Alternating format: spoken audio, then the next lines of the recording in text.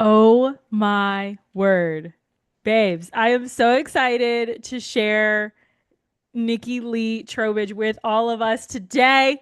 Nikki, Nikki is on the Beauty Pro podcast, and just before we hit the record, I got to see all of the new things that she's launching, and my inner chart person is like off the rails right now. I'm like so excited about it. But anyway, Nikki, welcome to Hi. the Beauty Pro podcast. Hi. Thank you for bringing me on here. You are so full of life and so full of energy. And you're the one with the most energy wins, and you definitely get the gold medal on that because you just know how to bring great vibes and great energy. And anyone I'm sure listening to you is going to love that. So thank you Thank for having me you. on. Thank you. I'm excited about this. So, if you, okay, over the couple years, I've been going to hair shows for a long time, but more recently, I keep seeing your name in all the books and everything, and I'm like, who is this Nikki Lee? Who is this girl? And you work a lot with Bonnie Bondeo, Yeah, and Bonnie Bonadeo and Bridget Sobis. So I partner with yeah, them to do so we have a little side gig, the three of us, called the Beauty Leadership Lab. It is a live 3-day event that we do every year. We're trying to do it twice a year. And this year we're going to be at ABS, by the way, in just like a week and like 10 days. We're so excited. At the we're going to have a little 1-day pop-up. So we're going to try to get these 1-day pop-ups going here and there cool. too. So I get to do that with them. It's all about leadership and growth and HR and all that. So Yes, the home like Nikki is the HR queen. I love this. But we're gonna talk about all that, but I kind of want to dive just rip the band-aid off and how did you get to this point where you're doing all of this intense work? Like, was there a defining moment? Was there a huge personal, professional failure that you were yeah, like, oh my, okay, yeah. share. More than enough to share for like an hour, but I'll just zoom in on a couple. I first of all, I was a terrible. I was not. I never dreamed of being a salon owner. It's so interesting. I when I first started doing this, I call this my accidental career because I was supposed to be something else. Like I was going to go to school to do all these other things, Yeah. and what I ended up falling into was the salon because at that time I could just be in a salon. It was better than fast food, and I just took to it. It just was like something I really loved, and I love the interaction between the client and me, and that behind the chair work is my still my most favorite thing to do. Um, and so I ended up doing all of that, but then I was the artist, the epitome of the artist, and then I decided to open a business along the way, purely accidental. And I was like, what am I doing? Like, what? I'm not even good at this. So anyway, I was a terrible leader because I am hard on myself too, and I think a lot of us are. And I'm Mm, also a servant at heart. I love to serve others, and so that combination proved to be not a great, piece of chemistry there in the beginning. So I had to learn the hard way about what leadership really was, and what I had some defining moments that I had conversations come to me that mhm, I was not prepared for. And one of my biggest things that I try to drill home to owners is do the work now. Don't mhm. wait until you need to do the work because Yeah. of some topic that comes up. Learn how to be a better salon owner, learn how to be a better leader, get those things in place, get those systems set up, do the work. You don't need to have a problem to do the work, Hmm. because when the situation arises that you need to have an answer, you want to be ahead of that curve. Yeah. And I learned that the hard way. And I had a couple of situations happen that I was like, I need to be better prepared for this. And so I'm sure like you seem to be a bit of a bulldog as well. I'm like a bulldog when I need to get something done, and so I Yeah. just go out and just go after it. But when I discovered HR and discovered like salon owners don't even know what HR is half the time. Yeah. And so human resource and understanding the solutions that are available to you there for risk management, for benefits planning, for compensation planning, for performance evaluations, for all the things, KPI management, all of that stuff that's part of HR is if you don't know that, you don't know what you don't know, is what you hear this all the time. Hmm. If you know that, boy, do you have solutions to everything already. Mm-hmm. Now, does it mean everything's perfect? It does not. It still means that it's messy. Roll up your sleeves, get ready for the roller coaster ride. But because that's really what entrepreneurship really is.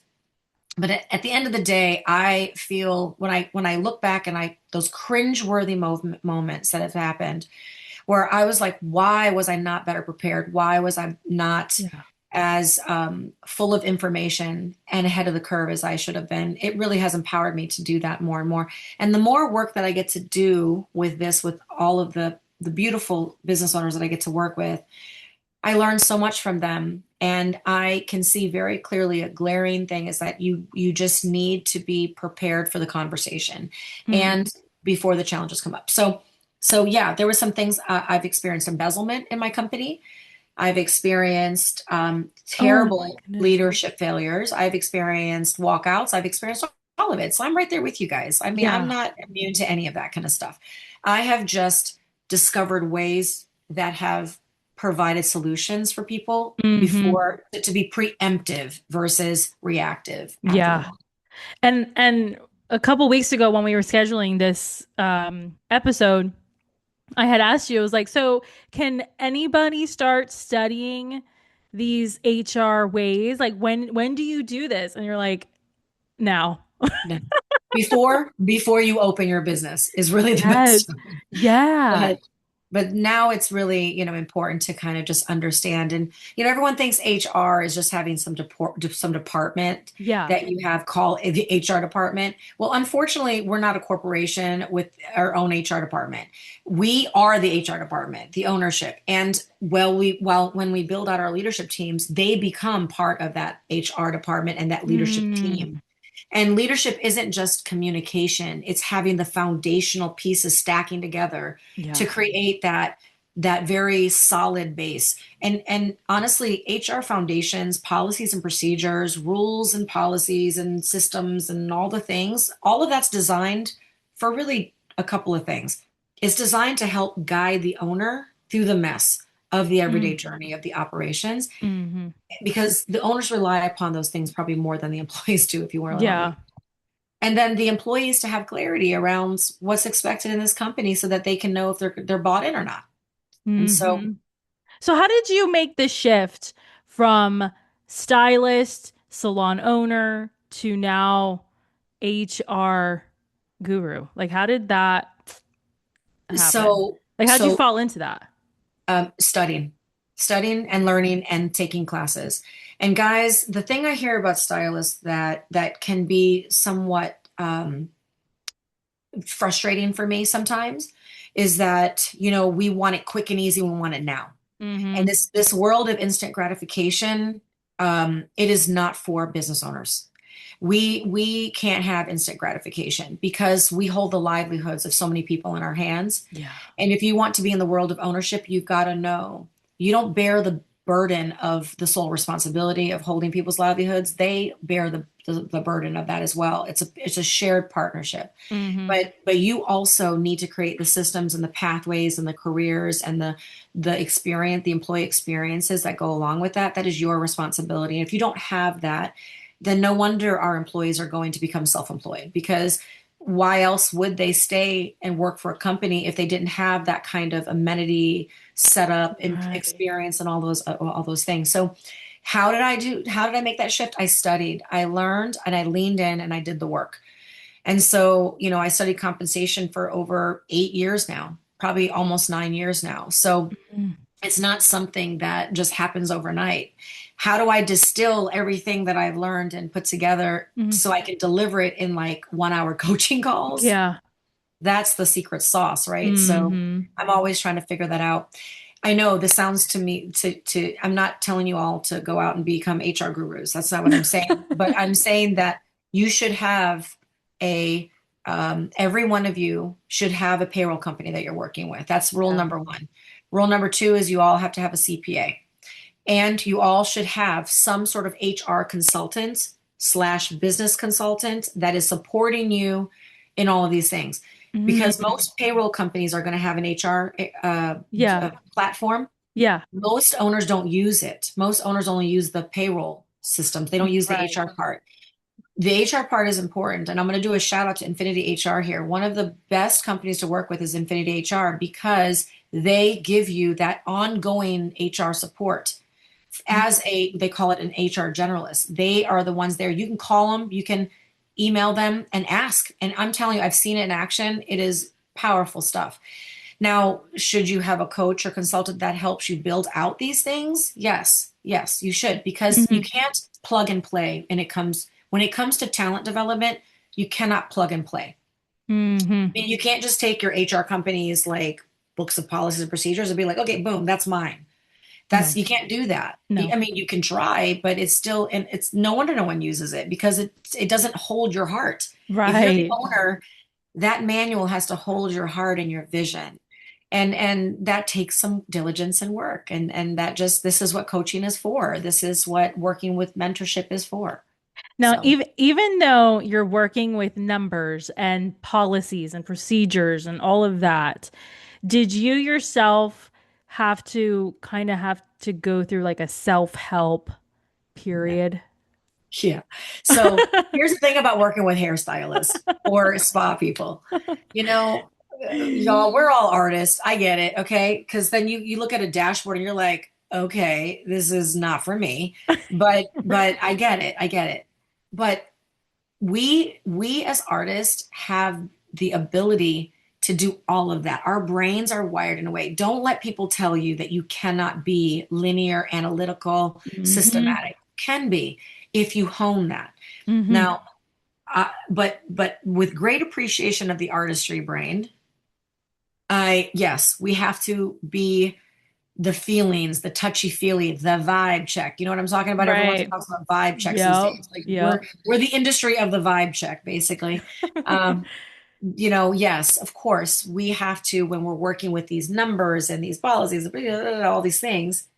We also have to be in touch with the human side because, Mm-hmm. guys, the word human inside of human resource is the most important word. Yep. We're dealing with humans and humanity. My rule of thumb is humanity first. And if Mm. that means self-help, if it means supporting the person, if it means bending the rules, if it means all of those things, of course it does, of course. So humanity, the systems, the policies, the procedures, the structure, their job is to support the humanity. Mm-hmm. It's their job to support the humans. It's not the other way around. You don't control the humans with the things. You serve the humans in your company with those things.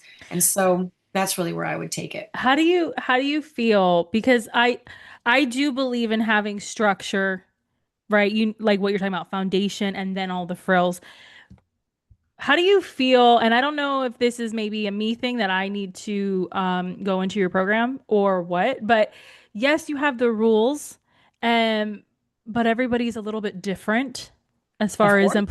so it's not about bending the rules for so and then sticking it to it harder with this other one, but like how do you kind of maneuver that if you know what That's I'm a saying? that's a great question, Christine. So I know that people feel so there is an HR shift that's happening, and I believe that if I could define what that HR shift is, I think what's really happening is we're moving away from systems and plugging everyone in and everyone having to assimilate to that Right.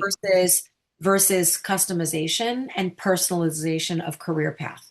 Mm-hmm. We're moving towards that. Mm-hmm. We're already in it. We're not moving towards it. We're all up in it. And Right. so what that means is you need to connect with people to partner with them and collaborate with them on their building of their career. Mm. Career control for the employee to have career control these days is vitally important. And so, how do we do that? How does that happen? Well, it starts with building the structure, right? So you build the framework, your people get to live in the rooms. And when you live in the rooms, they get to decorate the rooms. You get to customize. You're like, okay, you can decorate it like this, and you can decorate, there is some autonomy there and some collaboration. But how can you have autonomy and collaboration if there's no structure? Then Right. it's just a free for all, Mm. right? Same thing as flex schedule or PTO. You got to have the structure first. You got to have the cover the compliance. So, for example, if we'll talk about PTO for a minute. We'll use Hmm. this as an example. With PTO, pay time off, you need to make sure that you're compliant first in your state. So compliance first. So compliance means, are you following the laws? Are you following the rules? Are you following the regulations, right? So make sure you understand what those are. Done. Easy enough. That's framework. Everyone adheres. No breaking of that. The next level of that would be, how are you going to calculate and how are you going to structure? And then the why, the philosophy. Why do we have Mm. PTO? Why is this important to our company? Why is it important? It differentiates us. It gives you the ability to, have some time off that's paid, all these things. Then you can move into the customizations.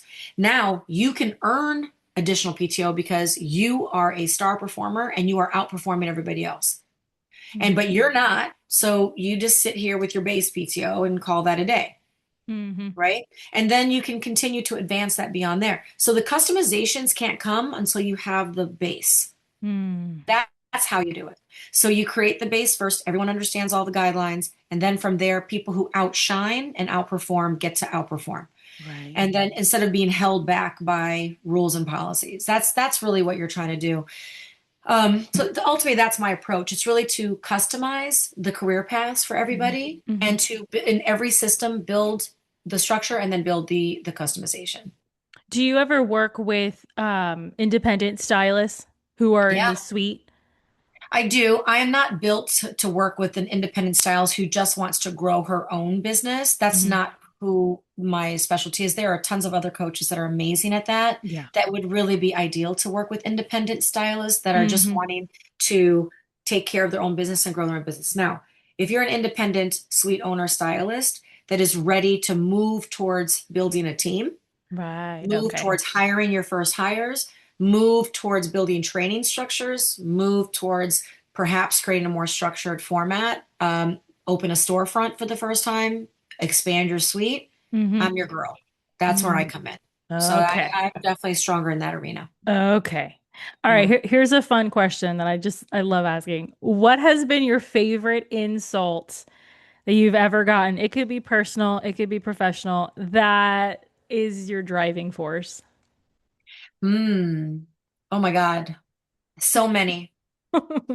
So many. I would say that the my favorite insult wasn't necessarily an insult verbally. It was an Mm. insult in action. And so it was on a podcast. No, not a podcast. I'm sorry. It was on a group webinar.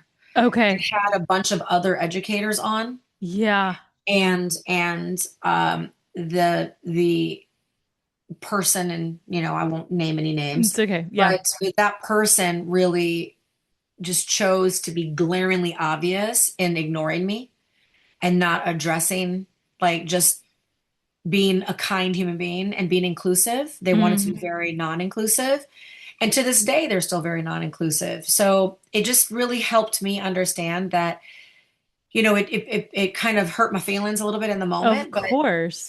but to be honest, when you really think about it, it becomes something that you learn from, because you're like, this person obviously feels threatened enough by me to feel like they can't, collaborate, or just, and I was being very kind, but I have grown up to the fact that, before I was always very sweet, but I've grown up now where I'm just like, if you're not kind to me, I don't need to be kind to you.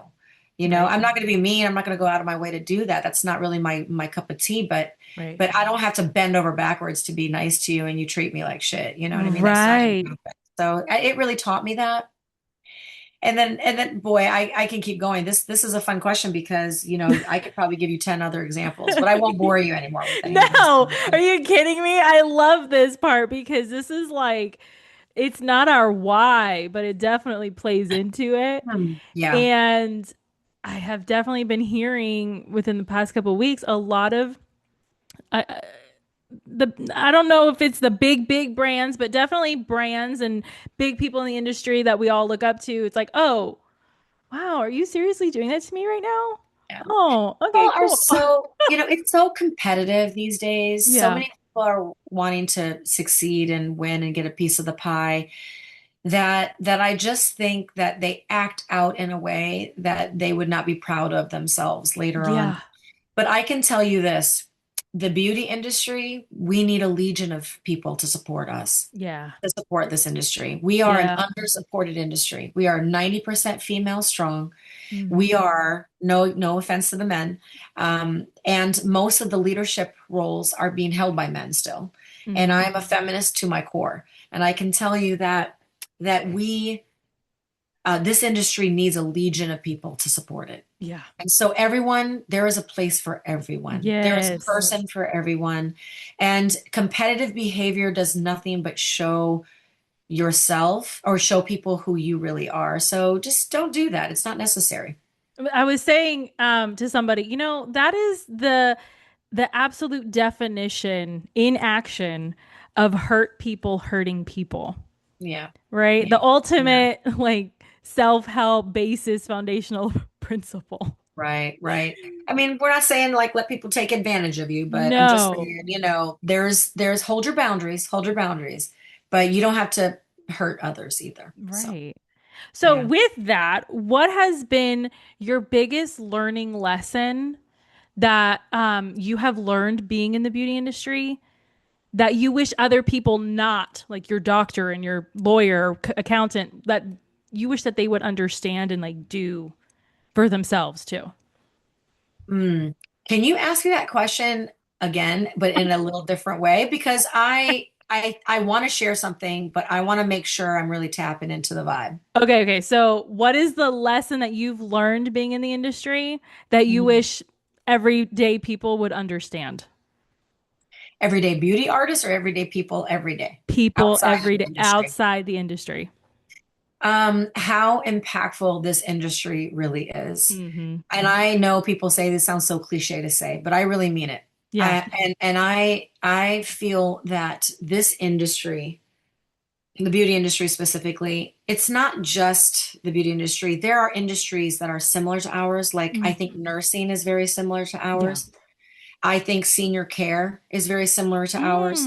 Okay. It's care-based industries. Yeah. And we are not just service-based, we are care-based primarily, I believe. Okay. And I wish everyone really understood how much care we give our clients on a daily basis, not just, doing a service, right? Mm-hmm. Mm-hmm. And that, I learned this lesson very, very early on. I'm not going to say I was a wild partier, but I did my fair share. And I didn't focus on things that were important. I just kind of wanted to party it up, get a little bit of money, and go out and have a good time. Right. And so I was in that mode of my life, and I didn't take this seriously. I just kind of thought, it's just whatever, I'm just going to go to work. Right. And I had a situation where this mom, she was a dear client of mine, and she was so distraught. I mean, just absolutely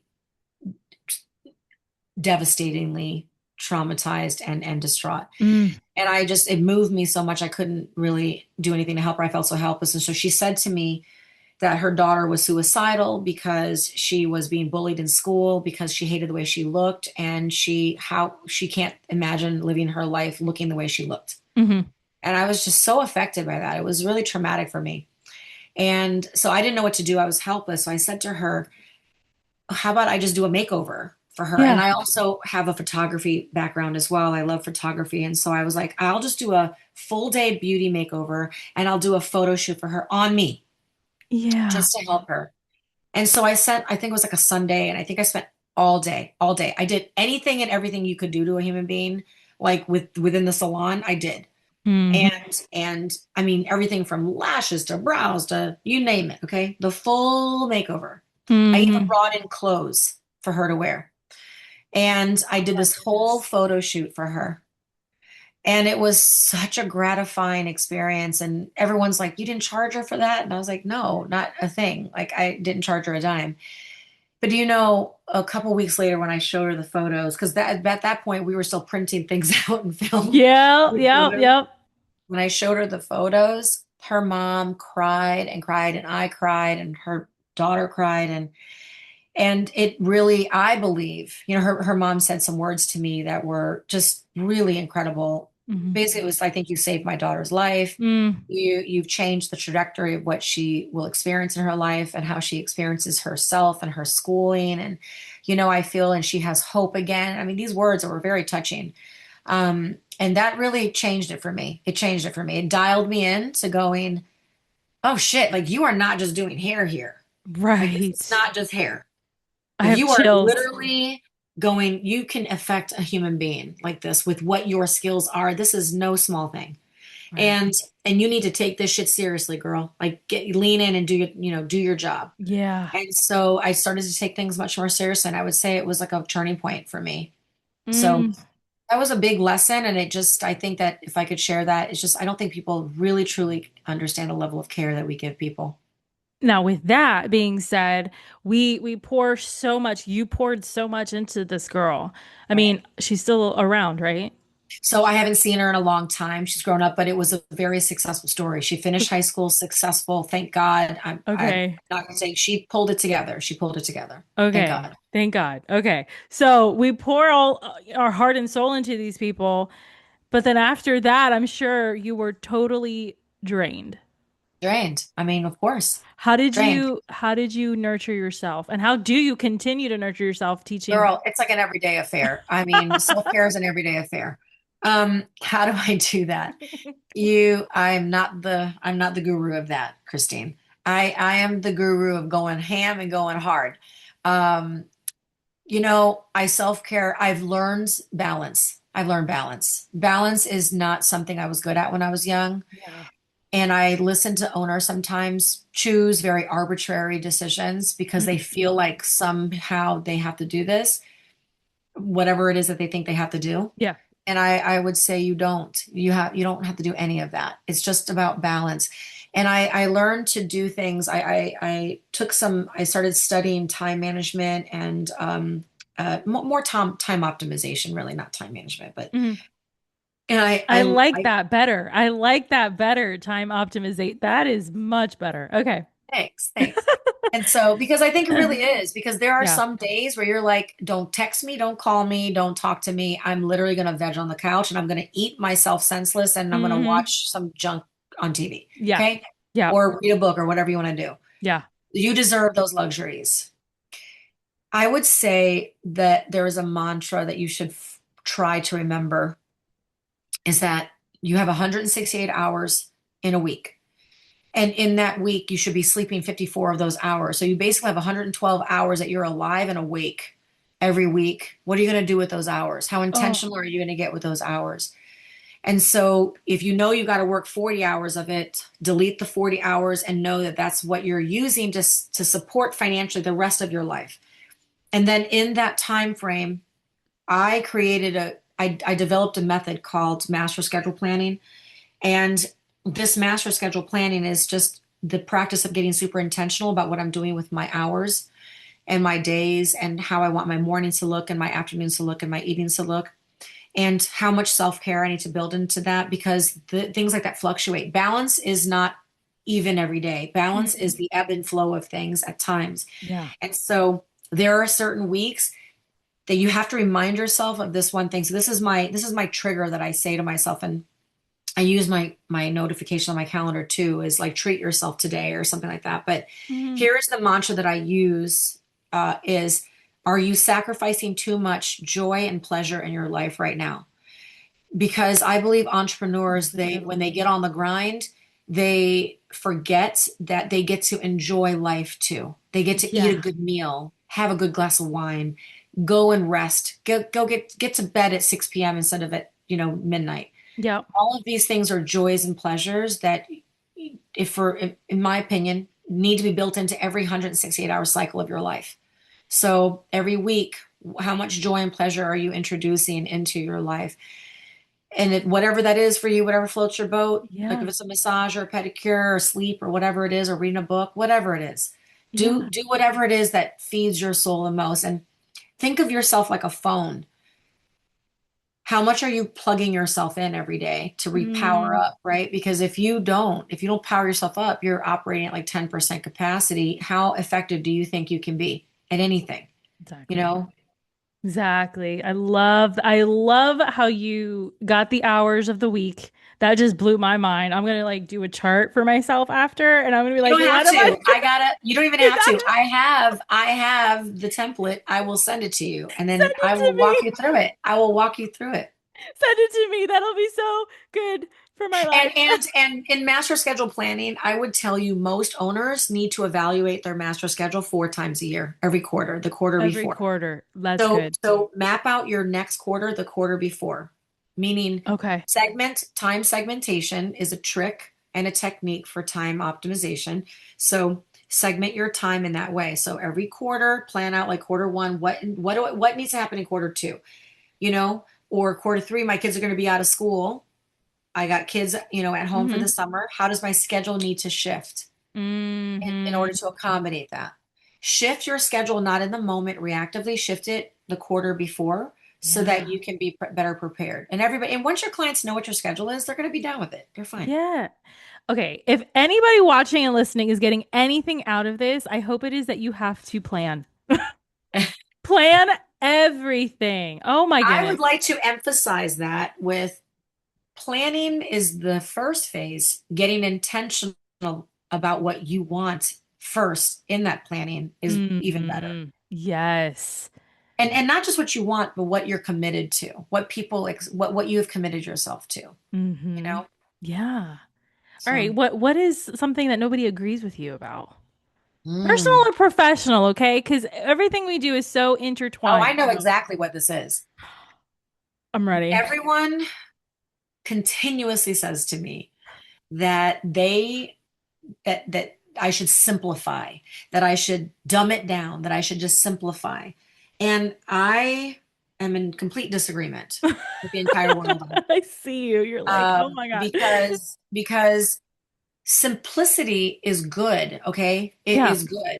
But if simplicity is the driving force versus functionality, I completely disagree. You have to be more functional, like your compensation systems need to be more functional than they do simplicity. Simplicity cannot apply across the board. I Mm, don't agree at all on that. There are certain things that should be simple, of course, yeah. but pricing of a salon, a business, It is of a what it team is. should Yeah. not be simple. Get over it. Stop trying to make everything so simple. Functionality over, I have seen oversimplification of things damage businesses Uh, versus help them. So this is something that I fight against almost on a daily basis, where I'm just like, lean in, guys, lean in, do what you need to do, and don't just try to oversimplify everything because it's just easier. right. Your objective of simplifying things should not to make something easier. Your objective of simplifying should be to clean up clutter and to Right. streamline and speed things up, not Hmm. to break functionality. Oh, that is so good. It's Yes. level up. Level up. Yeah. Like you can only do so like a number two is a number two is a number two. You can't change it. So like Right. you gotta meet it where it's at. Anyway, that was good. I Right. love that. I love Thanks. that. Okay, so what do you have that we were talking about before? What do you have that's coming out very soon? Can we talk about that? Yes, I'm so excited. I have a passion project that I have poured my heart and my soul into, and it's called the Elevate Leadership Retreat, and it's in Tulum, Mexico this year, July 12th through the 17th. It is I am in my third career trajectory. That is So, amazing. yeah. I So my love it. first was like a stylist, right? And that was Yes. a great journey, and boy, did I learn a lot, and it defined who I was. My second career trajectory was a salon owner and entrepreneur. Hmm. And in mixed into that was business Yeah. coach, consultant, speaker, educator. Yeah. Okay. But I have been doing that all along. I am on my third plan Uh-huh. that is above and beyond my coaching and consulting. And that is that I want to be a retreat architect. And Beautiful. I want to create an entire portfolio of retreats. And Hmm. Elevate is my first. And so it is the one that I have dreamt of this for a very long time. It is in response to what I needed most as a business owner. Mm-hmm. And also in response to, I don't know if you know this about me, but during the pandemic, it was like near annihilation of our industry. Uh, And being a coach and consultant at that time that specialized in compensation structures and the PPP loans that were coming out yes. from unemployment and things like that, I was busier than you can possibly imagine. So thank God I didn't have a salon to run really at that time. Right. So thank God we were shut down for 12 or 13 or 14 weeks or however long we were shut Yeah. down. And so, but I helped close countless salons, over 40, 50, 60 salons I helped to close because they just were like, we're out. And I learned a lot during that lesson. And I would say that what I found to be true was owners need to feel supported and they need to feel like they have a place to go. And what I saw that came out of the pandemic was just the most beautiful thing I can possibly imagine, which was I saw more owners come together and team together with BBR, shout out to Derek Hull and Mm-hmm. James Alba, and how they pulled together and created these groups and organizations. I saw people check out and I saw people check in the biggest Mm-hmm. way. Mm-hmm. And I was like, I'm checking in, dude. Like Yeah. I'm getting in it. And I was all up in it. And so what I realized during that time was owners are near quitting at any given time, Yeah. because they're just like, this shit is for the birds. And so, and I get it, right? I get it. Yeah. And because we forget the day-to-day nonsense makes us forget our real passions, our real visions, and why we did this in the first place. Yep. And and it happened to me too. So I get it. And so I want to create a space that is a disruption to your grind. And Mm. so I want to take you out of your day to day, just nose to the grindstone, and put you in a space that shares with you and makes you remember that you get to enjoy life too, and that you get to be pampered and reveled in and meditate and be having a good time and drink some great drinks and eat some Right. amazing food and rediscover who you really are and recalibrate who we're becoming as a leader Mm. and adopt these new philosophies that we know, but we need to put it into public. And so Yeah. I've created a space that we are doing pre-retreat work. The pre-retreat work is that I've created leadership scripts around key areas of change and evolution inside of the beauty industry, Mm-hmm. like how we handle talent management, how we pay our team members, how we Yeah. hire, recruit, and onboard, all these different areas. Mm-hmm. And then I'm creating these script prompts for the attendees, and they are going to build and create and craft their own scripts, their own leadership scripts. And then we are going to film them while they're in Tulum with me. And so Ooh. that will be the work that we're doing together in the mornings.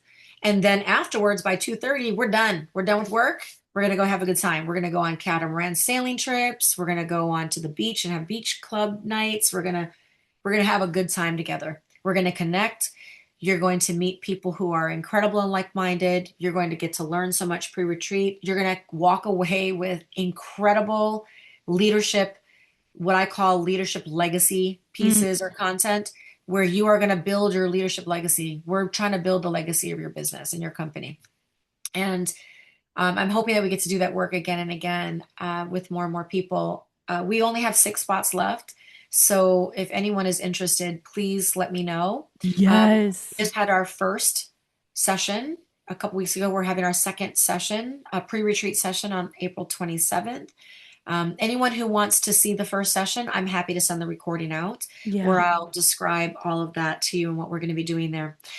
We're going to be in a place called Kabaloom, which is what they call a jungle retreat. So it is really boho chic. It has like this Cool. very vibey place and private chef, full transportation, all inclusive package. So I love that. expect to be completely cared for. Yes, we're gonna put that information is available, Yeah. right? Like we can put Yeah. that in okay, Yeah. yes, we're doing But the that. best thing to do is to reach out to me Yeah. because there's so many questions before, around this. So just reach out to me. I'm happy to jump on a Zoom with you and just Yeah. show you. I'll show you the lookbook.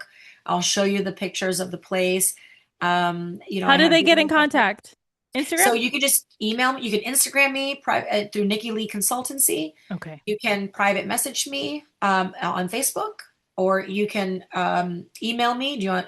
I'll give you my email. You Yeah, yeah, can, yeah. people can just email me at nikkistatements@gmail.com, and or just I'm all over social media, so all you have to do is just go in there and just We'll send a message me. carrier pigeon out and we'll be like, listen.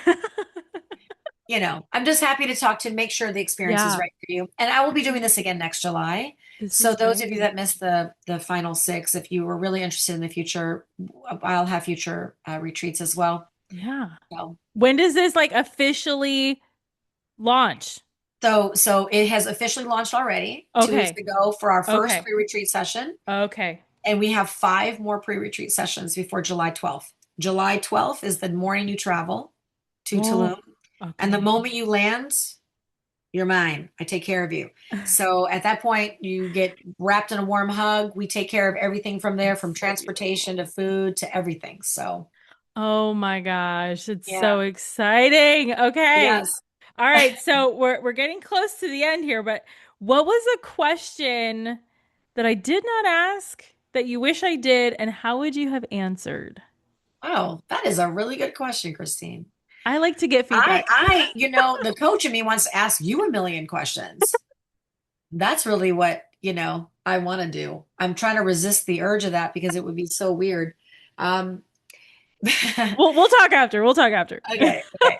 So I would say the question is, what do you want to see happen in the industry, I guess. Maybe. I don't Oh, know. What do you that was think? that was Is on that a my good one? list. That was on my Was it? list. Okay, so what would you have said? What do I want to see in the industry? I would love to see everyone that is part of this industry have career paths that are more fulfilling and have bigger incomes. If I could change anything, I would change how much money hairstylists can make. And Mm, not just hairstylists, service providers in the beauty industry, makeup yeah. artists, spa personnel, massage therapists, nail techs, all of them.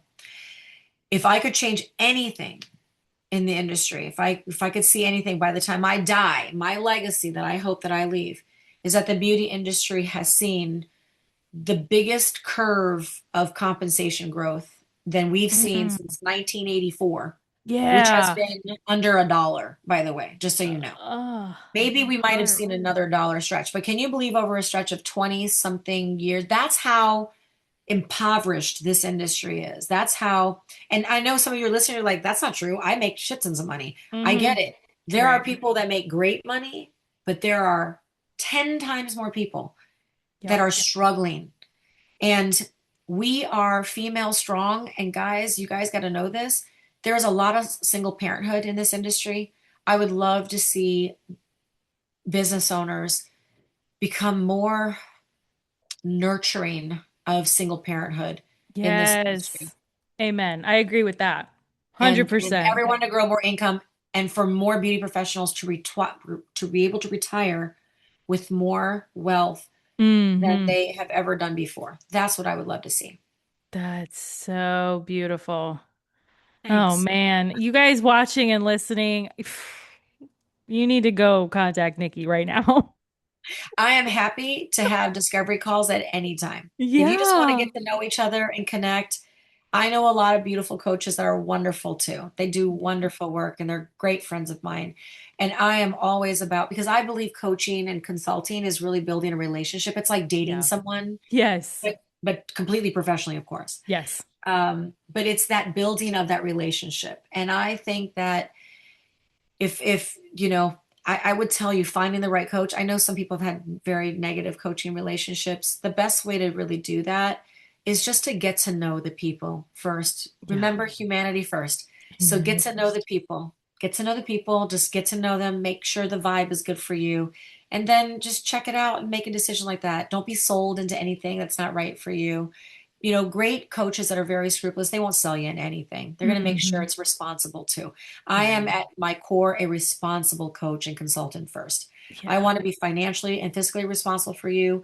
I want to be time sensitive and responsible for you. You Hmm. know, as long as it has to be a sustainable relationship, it can't just be Right. something that's a quick hit or a quick sale. Yeah. One-sided. I've had my share of one-sided relationships, professional and personal. I know, girl. I know. I'm right there with you. So it's been so joyful talking to you. You Thank bring you. such a positive, incredible energy. And I hope to see that you just grow this podcast into just enormous, enormous levels. And after off the camera, I'm going to share with you some ideas that I think you should introduce into your podcast that I think would be fantastic. Let's do it. All right. So, with that being said, everybody watching and listening, we got to wrap it up. Yeah, So, exactly. thank you, Nikki, for coming on. It has been such a joy. Thanks, Krystine. Thank you.